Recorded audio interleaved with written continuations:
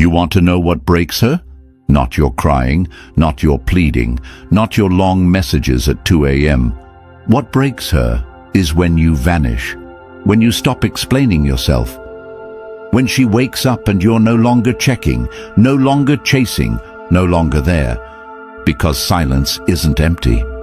It's full of everything she took for granted. Comment, she lost access if you're ready to become the man who never begs again. You were lied to, told to be vulnerable, told to communicate more, told that the more you gave, the more she'd love you. And now, you're sitting here broken, ghosted, ignored, wondering why your loyalty was punished. The world isn't built for nice guys. Modern dating is brutal, unforgiving, and full of masks. Men like you are being emotionally drained, used, and tossed aside. And most of us don't even realize the power we gave up. The truth? You were always the prize. You just forgot. And this video will remind you. Number 1. You were always the prize.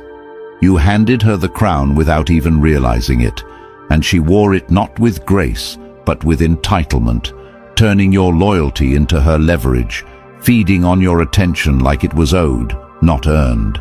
She never had to work for your time because you gave it freely, not knowing that what comes easy is rarely respected. And while you bent over backwards thinking love was about sacrifice, she watched from a pedestal you built under her feet with your own spine. You thought if you gave more, she'd stay. If you texted more, she'd love you deeper. If you showed up more, she'd choose you every time. But love doesn't grow in the soil of desperation. It rots there. And what she smelled was not need. It was your belief that you weren't enough unless she told you so. You begged without words, just with your availability, your instant replies, your sleepless nights wondering if she read your message and just didn't care enough to respond. You convinced yourself that maybe she's busy, maybe she's confused, maybe she's afraid. No, she saw the imbalance. She felt your desperation, and she backed off because people only value what they fear losing. And you made her feel like you'd never walk away, like no matter what she did, no matter how distant, cold, or disrespectful she became, you'd still be there. That's not love. That's surrender. That's handing over your crown to someone who never earned it, never asked for it, and ultimately threw it aside when she got bored of playing queen. You were always the prize, not because you had money or looks or status, but because you had loyalty, consistency, fire. But no one sees fire when it's always burning just for them. You have to let the flame pull back so they notice the cold. You have to become what you were before you met her, before you lost your edge chasing someone who never looked back. You don't become more valuable by giving more. You become more valuable by remembering that your worth isn't something to be proven. It's something to be realized. And once you realize it, the game changes. You stop explaining yourself. You stop waiting. You stop chasing. Because kings don't run after what walks away. They build. They rise. And they let the ones who couldn't see their worth fade into the fog of their past. You were always the prize. She just didn't treat you like it. And now, she doesn't get to. Number 2. Pain is the pathway to power. The pain you feel isn't a punishment. It's the gateway, the revelation, the crack in the illusion she built. And every tear you've shed is a chapter in the story that ends with your rebirth. You weren't weak because you cared. You weren't soft because you believed in the promise of forever. But now you know better. Because that pain, the one that grips your chest in the dark, the one that plays back memories like a loop you can't mute, is your transformation calling you. It's life itself ripping off the blindfold, tearing away the comfort so you're forced to see what's real. And what's real is this. She left. And she didn't just leave your life.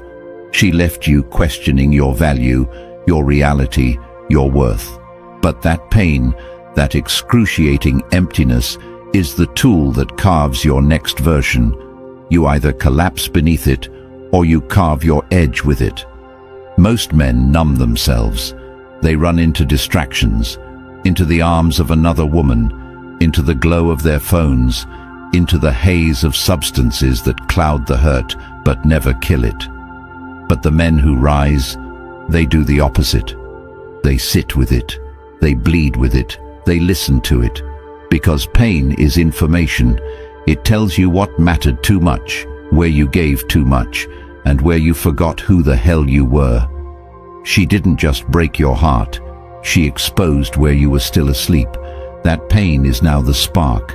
And if you're brave enough to stop running and start facing it, it will build you. It will sharpen you. You'll learn that your worth was never defined by who stayed or left. You'll realize that you're not rebuilding to get her back. You're rebuilding so no woman ever holds that kind of power over you again. The pain is the invitation to rise, to evolve, to remember that you were never meant to stay broken. And if she saw your pain and walked away, then she doesn't deserve the man who rose from it. And if this truth has lit even a spark inside you, then imagine what an entire guide built on these principles could do for your life. The Stoic Relationship Blueprint isn't just a book, it's a weapon. It's everything they never wanted you to know about walking away, standing tall, and never chasing again. This isn't theory, this is survival. It shows you how to detach, how to rebuild, how to be the man who doesn't flinch when she pulls away. Once you have it, it's yours forever. You don't rent power, you own it. And this book will sit quietly on your phone, always ready, always waiting, always reminding you who you truly are. If you've ever stayed too long, begged too hard, or broken yourself to keep someone who wouldn't even text back, this is your answer. This is your beginning. Click the link in the comments and grab the weapon they never wanted you to have. Number 3. No contact equals maximum impact. She expected you to come running, expected the same chase you gave her every time she pulled away. But when you did nothing, when you chose peace over proving, it created a void she couldn't ignore, a void louder than any word you've ever spoken. She counted on your weakness, on your attachment, on the emotional leash she trained you to wear without you even noticing. And every time you reached out, every time you checked in, every time you asked if she was okay, she fed off that energy like it was oxygen. But the day you chose to disconnect, not just in action, but in thought, in presence, in focus, that's the day everything shifted. You see, she didn't miss you when you cried. She didn't miss you when you poured your heart out in long texts that she barely read. She missed you when she started wondering if someone else took your place, if someone else now had access to your heart, to your strength, to the time you used to give her like a gift she never valued. That's what no contact does. It cuts off the supply, not just of words, but of validation, of access, of attention. And in that space she starts to feel something she never associated with you. Loss, not of control, not of convenience, but of something she thought was permanent. And this isn't about revenge. This is about breaking a pattern that was killing your self-respect. It's about choosing yourself in a world that convinced you love means chasing the one who runs from you. But real love, healthy, honest love, doesn't require constant pursuit. It doesn't demand you sacrifice your dignity just to get a reply. So when you go quiet, when you stop trying, when you pull back not to punish but to protect, she feels it. In her scrolling, in her wondering, in her sudden need to check your page after weeks of ignoring your messages. She may not admit it, but she will feel it. Because the man who once chased now walks with purpose. And the absence she took for weakness becomes the moment she realizes she may have just lost someone irreplaceable. Number 4. Stop texting. Stop watching. Stop caring. Every scroll through her feed, every late-night text you type and delete, every second spent wondering what she's thinking, is another drop of your power handed to someone who already decided you were replaceable. And yet, here you are, holding on to the fantasy version of her, the one who cared, the one who smiled, the one who made you feel like you were everything, while ignoring the reality. She chose distance. She saw your value and didn't honor it. She knew your heart and treated it like a safety net. And the longer you stare at her stories, the more you wait for that one message, the more you analyze her every online move, the more you chain yourself to a woman who's already walked out of the door in her mind. This isn't about being strong, it's about being free. Because you'll never find peace in a place you lost yourself. You'll never rebuild your confidence while you're still playing detective in her digital life. You have to cut the cord, not because you hate her, but because you finally love yourself enough to stop bleeding for someone who won't even give you clarity. And yes, it will hurt. It'll feel like detox, like your fingers are rebelling against your mind every time you stop yourself from typing one more message. But that discipline? That's the beginning of transformation. Because every moment you don't check, every time you let her wonder instead of feeding her ego, you get a little stronger. You come back to yourself. And eventually, the pull fades. The memories lose their grip. And you start to see her for who she really was. Not the highlight reel, but the reality. The woman who needed you to chase just so she could feel wanted. The woman who stayed connected just enough to keep you hanging. You deserve more, and you'll never get it while you're still watching, still waiting, still hoping. Log off. Delete the thread. Free up the space she never earned. Because the moment you stop giving her the audience, her act falls flat. And in the silence she left behind, something new grows. You. The man who doesn't just survive heartbreak, but rewrites the script entirely. Number 5. Flip the narrative. She starts chasing. When you stop feeding her attention, when you cut off the validation supply she relied on to keep herself emotionally inflated, her world doesn't just quiet down. It starts questioning itself, because you were the consistent rhythm she took for granted. And now that it's gone, the emptiness isn't just noticeable, it's deafening. She never respected what was always available, and the moment you remove yourself not with anger but with indifference, it creates a vacuum where her ego once thrived. She expected loyalty on demand, interest without effort, affection without reciprocation. But now that the faucet has been turned off, now that you're no longer the emotional backdrop to her life, the fear sets in. Not the fear of losing you, but the fear of losing what your attention gave her. Significance. She may act like she's fine, she might post more, laugh louder, show up looking better than ever. But every move is calculated to provoke your response, because the game changes when you stop playing by her rules and rewrite them without even announcing it, when you stop proving your worth and simply live like you already know it, and she can feel that shift before you even say a word. It shows up in your lack of reaction, your focus on your own lane, the absence of energy that once orbited her unpredictability like gravity. And as days go by and the silence lingers, it does something she didn't anticipate. It makes her doubt herself. She'll wonder if someone new captured your attention, if you finally saw through the emotional games, if you stopped seeing her as the finish line and started seeing her as just another checkpoint along the way. And in that wondering, a fire ignites that she never felt when you were chasing her, because now you're the one she has to figure out. The mystery she once thought she solved. And women don't chase when they're in control. They chase when control slips through their fingers. This isn't manipulation. This is restoration. Because the man who spent months begging for consistency now walks with conviction. And when she sees that you're not just pretending to move on, but are actually becoming someone better without her, it rattles her. Because the attention she got from you for free is now something she has to work for. And most aren't willing to admit that what they lost was better than what they thought they deserved. But when you flip the narrative, she starts to see it clearly, because value doesn't need to announce itself. It just stops showing up, and suddenly, what was once overlooked becomes unforgettable. Number 6. You become dangerous when you're emotionally in control. True power isn't in how loud you get or how much you chase, but in how little you react. In the way you carry calm like armor while everything around you tries to provoke the old you to show up. And when you don't take the bait, that's when you truly own the moment.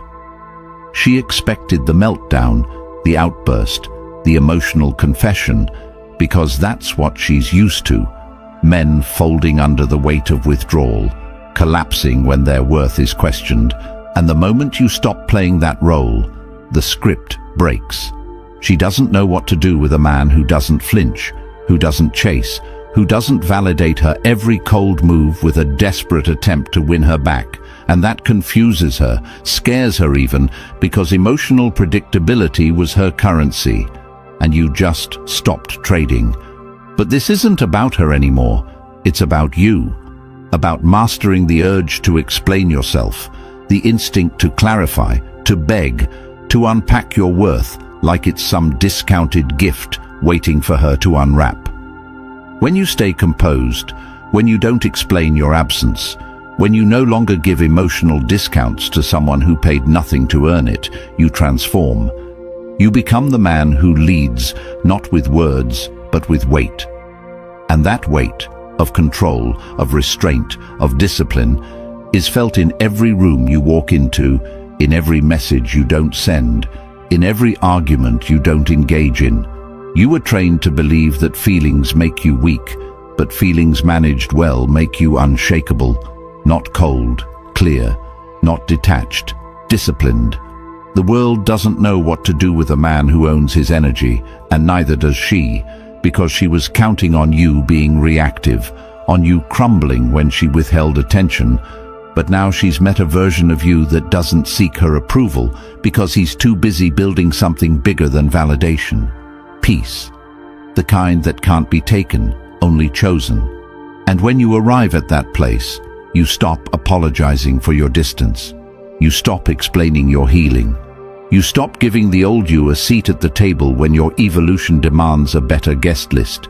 And that's what makes you dangerous, not in the way the world fears, but in the way it remembers. Because when you master yourself, no one can master you. Number 7. Rebuild the man who doesn't need her. You don't rebuild for her. You rebuild for every part of you that was ignored, overlooked, or dismantled trying to love someone who treated your devotion like convenience. Because the truth is, the man who rises from this isn't driven by revenge, but by remembering who he was before the world taught him to shrink to fit her comfort. You rebuild not to make her jealous, but because you're tired of being small to make someone else feel big. You're tired of tiptoeing around your own truth, just to avoid rocking the illusion of a bond that only you were trying to hold together. You rebuild because you finally understand that no one is coming to save you, that closure isn't a conversation, it's a decision, and healing isn't something you wait to feel. It's something you build with your own 2 hands every morning you wake up and choose not to go back to what broke you. You go to the gym not to be noticed, but because every rep is a vote for your return. You read not to impress, but to strengthen your ability to think clearly when chaos knocks. You build routines not to distract yourself from her, but to anchor yourself so deeply in your own power that the thought of chasing someone who once discarded you feels absurd. You rebuild because the version of you that allowed half-love is no longer welcome in the life you're creating, because that man, the one who stayed too long, tolerated too much, apologized for existing, he served his purpose, but he's not invited into your future. You rebuild because life didn't break you to bury you. It cracked you open to reveal that you were living too small, too quiet, too afraid of losing someone who never feared losing you. And now that you know that, you can't go back. You don't need her closure, her explanation, her sudden epiphany that maybe you were worth it all along. You need action, your discipline, your silence. You need to build habits so ingrained that even if she texted right now, even if she cried, even if she begged, it wouldn't matter, because your path isn't behind you anymore, it's straight ahead. You rebuild not to prove anything to the world, but because your peace, your purpose, and your pride are worth protecting. And when you rebuild from this place, something changes in your energy, in your eyes, in your posture. You stop hoping she'll notice. You start realizing she doesn't matter, because the man you're becoming doesn't ask to be seen. He's undeniable. He doesn't seek validation. He creates impact. He doesn't wait to be chosen. He walks in as the choice. And that version of you, he's not just healing, he's unrecognizable. If something in your soul finally woke up while hearing this, then don't go back to sleep. Don't return to the woman who made you question your worth. Don't sit around waiting for the apology that's never coming. It's time to build a version of you that no woman ever forgets, and no situation ever breaks. And if you've had enough of sacrificing your peace for people who never earned your presence, then you already know what to do. The Stoic Relationship Blueprint ebook is now available, built for men who are done begging, done chasing, done bleeding for women who only came to take. It's raw, it's unfiltered, and it's exactly what most of you were never taught. It's in the comments. Go get it now. Because what's inside will save you years of heartbreak, self-doubt, and wasted energy. This is your moment to finally understand how women really think, how to reclaim your power, and how to become the kind of man that's remembered, not used. Like the video, subscribe to make sure more men hear this truth, and comment, "I choose strength," if you're ready to reclaim your life before it's too late.